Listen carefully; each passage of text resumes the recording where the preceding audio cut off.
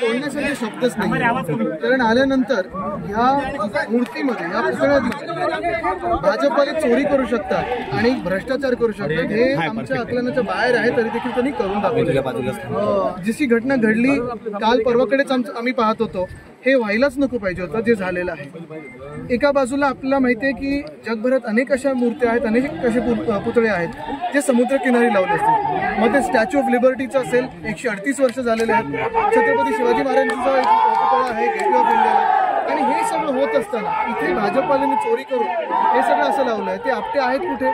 तो जो 24 वर्षाचा मुलगा आहे त्याला कॉन्ट्रॅक्ट दिलं कोणी होतं? फरार आहे, पळून जायला मदत केली का? जसं भाजपवाल्यांनी रेवण्णाला जायला मदत केली तसं आपल्याला मदत केली का? हे सगळे उत्तर मिळाले पाहिजेत। आणि मग जे मंत्री आहेत PWDचे त्यांच्यावर FIR झालाय का याच्यासाठी आहे? आम्ही आत येत असताना मला वाटतं कुठच्यातरी आमच्याच की आपल्यामधून एखाद्या कॅमेरामॅनला धक्काबुक्की झाली आणि त्याच्यापासून सुरुवात झाली। मी आमच्या कार्यकर्त्यांना सांगितलेलं आहे की अशा महाराजांच्या किल्ल्यामध्ये आपण तरी राजकारण करायचं नाही, आणि म्हणून मी सगळ्यांनी इथे अडवून धरलेलं आहे। ह्या बालिशपणात मला जायचं नाही। ठीक आहे, त्यांचं तो असेल, त्यांचं ते अपब्रिंगिंग आहे। महाविकास आघाडीच्या नेत्यांच्या मुद्दामाच्या घोषणाच करतो त्यांनी, ते नाही मुद्दा हेच आहे ना की हे त्यांचं तेवढंच बुद्धी आहे। ठीक आहे, ती बालबुद्धी तेवढी राहते, उंचीप्रमाणे आहे। तुम्ही वारी ज्या वेगाने वाहतात असं दावा केला जातो, आता तुम्हीच बघा ना, आपण इथे उभे आहोत समुद्रकिनारी वारे, आता टोकते कितीला होतं? 120 वादळ येत राहतात आणि 6 महिने एखादा पुतळा पडतो। दुसरी बातमी ही कानावर आली आहे की जूनमध्येच डागडुजीसाठी मला वाटतं परत एकदा पत्र गेलं होतं, म्हणजे लगेच गंज चढलं। आणि हे सगळं होत असताना कुठे ना कुठेतरी सॉइल टेस्टिंग काय, पण प्रधानमंत्री महोदयांना खुश करायचं, त्यांच्याकडून कार्यक्रम करून घ्यायचा डिसेंबरमध्ये, निवडणुकीच्या आधी करायचा, आणि म्हणून हे सगळं झालेलं। खरं तर ठाण्यातल्या एका कंपनीला काम दिलं अशा पद्धतीचा जो दावा आहे तो चेतन पाटील त्याच्यावरती गुन्हा दाखल आहे। त्यांनी ABP माझाशी बोलताना म्हटलेलं आहे की मी फक्त चबुतऱ्याचं काम केलंय, जो पुतळ्याचं काम होतं ठाण्यातील कंपनी, आपण हे कंपनीचं नाव समोर येत नाही। सगळ्यात महत्वाचं म्हणजे तो आपटे नावाचा जो मुलगा आहे तो कुठे आहे, तो फरार कसा झाला? दुसरी गोष्ट म्हणजे काल एक निर्लज्ज मंत्री ठेवून गेले गद्दार गँगचे, आणि त्यांनी सांगितलं ह्याच्यातून अजून चांगलं काहीतरी करू, 100 फुटाचं, म्हणजे ह्याच्यातून अजून पैसे कमवायचे त्यांना। मुख्य गोष्ट हीच आहे की ज्यांना लाज वाटली पाहिजे ते फिरकताना मंत्री म्हणून, की तुमच्या इथे सगळीकडे आपण असताना हा पुतळ्याचं अनावरण झालेलं आहे, त्याच्यात तुमच्या समोरच हे पडलेलं आहे। जसं मी सांगितलं ना, स्टॅच्यू ऑफ लिबर्टी ह्याच्यापेक्षा जास्ती वारे घेतं। मला वाटतं 1886 मध्ये तो पुतळा तिथे स्थापित केलेला स्टॅच्यू ऑफ लिबर्टी। वादळ चालतात, वारे येतात, बर्फ पडतो, सगळं होतं, पण ते काही नाही होतं। महाराजांच्याच पुतळ्याला तुमच्या मनात एवढा द्वेष काय?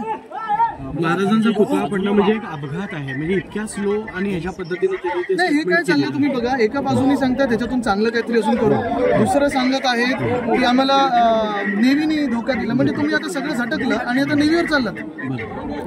महाविकास आघाडी काय स्टँड घेणार आहे, हे कुठपर्यंत हे ताणून धरणार म्हणजे ताण म्हणजे आता बघा तुम्ही, महाराष्ट्रात ज्या काही घटना होत चाललेल्या आहेत, परवाकडे पुण्यात एका API वर कोयता गँगने हमला केला, हा मग बदलापूरमध्ये आपण पाहतोय 10 दिवस FIR नव्हता घेतला, मग 10 तास बसवून नंतर FIR घेतला गेला, महाराजांचा पुतळा पडला।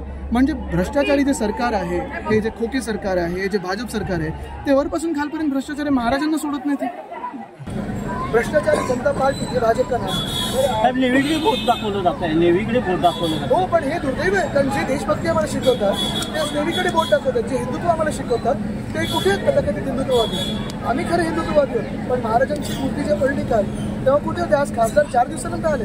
तर कुठेतरी हे वातावरण बिघडणार प्रशासन? बिलकुल नाही, आमच्याकडून वातावरण बिघडणार नाही, पण प्रशासनाने नक्की SP-ना जा विचारलं पाहिजे, कलेक्टरना जा विचारलं पाहिजे।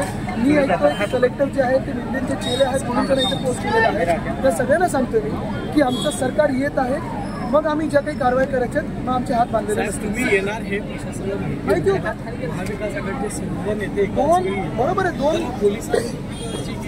पोलिसांनी लक्ष घालायला पाहिजे होतं, SP-नी लक्ष घालायला पाहिजे होतं, आणि आज नाही तर आम्ही उद्या त्यांना आमच्या सरकारनंतर जाब विचारणार आहोत। कारण आपण एक पाल, आमच्यासोबत मोठे नेते होते, जयंत पाटील साहेब होते, आमच्यासोबत 2 विरोधी पक्षाचे नेते होते, म्हणजे अंबादास दानवेजी आहेत आणि वडेट्टीवारजी आहेत, परत तिथून पण CRPF सिक्युरिटीवाले होते, म्हणजे कुठे ना कुठेतरी बंदोबस्त असायला पाहिजे होतं।